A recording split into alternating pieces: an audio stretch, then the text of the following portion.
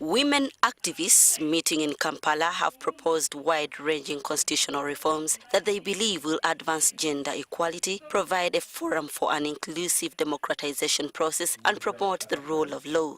Because we know that when anything goes wrong, it is the women that suffer the most.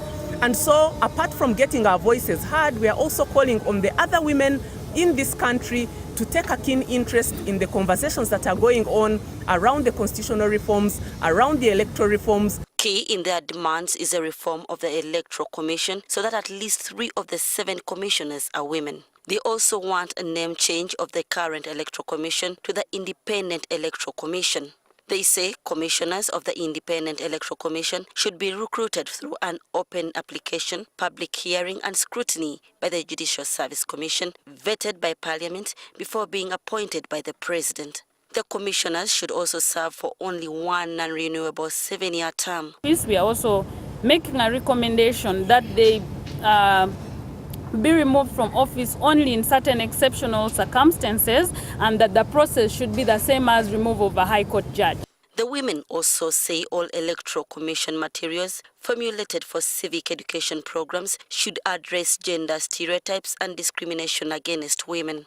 They want Uganda to adopt a proportional system of representation with a closed list following public elections in terms of the electoral systems. Their demands for the reforms also extend to women representation in Parliament, where they say funding to women MPs should be increased to make it proportionate to their area of representation.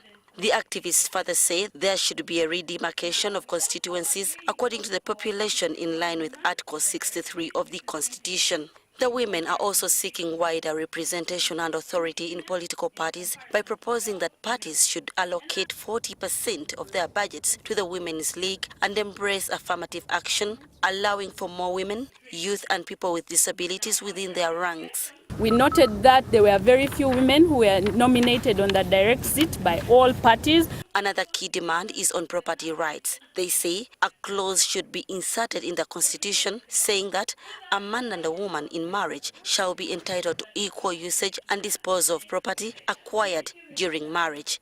A number of women in particular are dispossessed of property during marriage because they come into this home. Some of them buy property, but if anything happens, they are left to go with nothing. These demands will be presented to the Uganda Law Reform Commission that is spearheading the process of collecting proposals for key constitutional reforms. Irene Namialo, NTV.